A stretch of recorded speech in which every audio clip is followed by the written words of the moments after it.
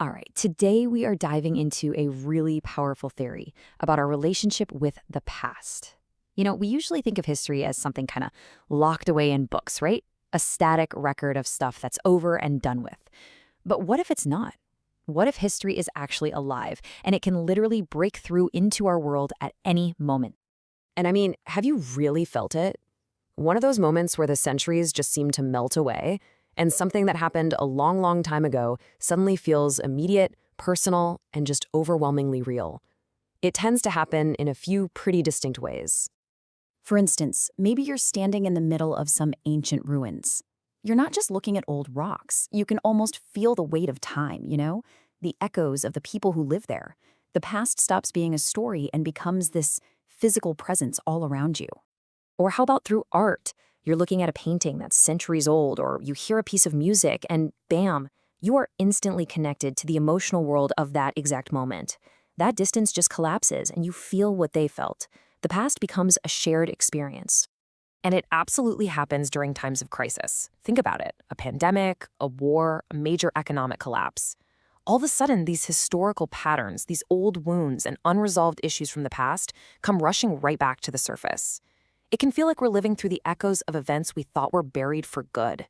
So these powerful, sometimes really jarring experiences, they aren't just random feelings. Turns out, they have a name, and they're at the very heart of this incredible idea called the general theory of historiophany. Okay, let's unpack that because it's a big one.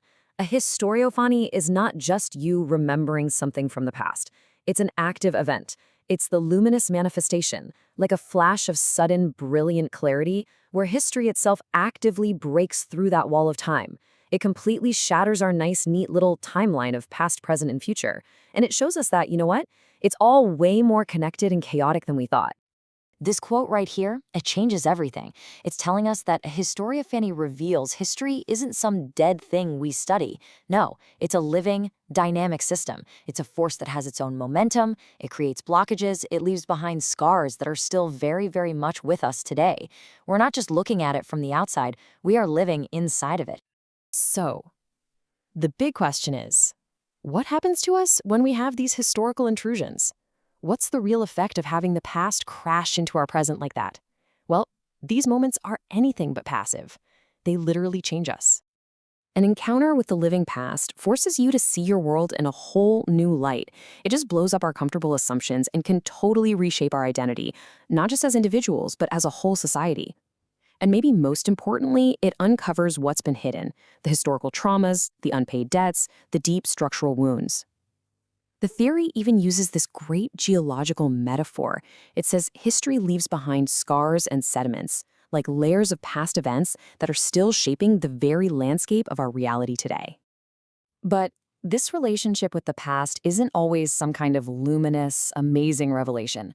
Sometimes that living force of history can get trapped, and it can turn into something toxic.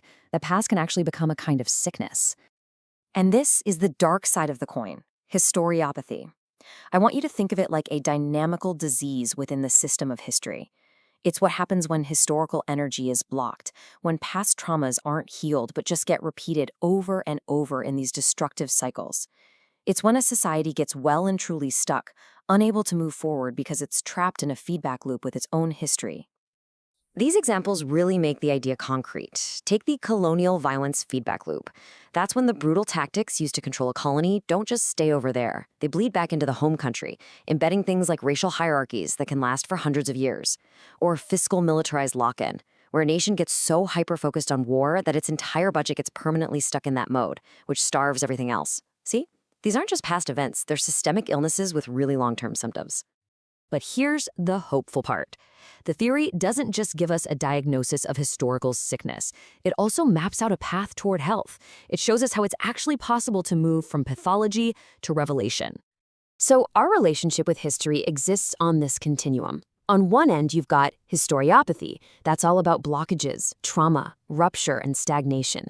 But on the other end, you've got historiophany. That's flow, healing, connection, and transformation.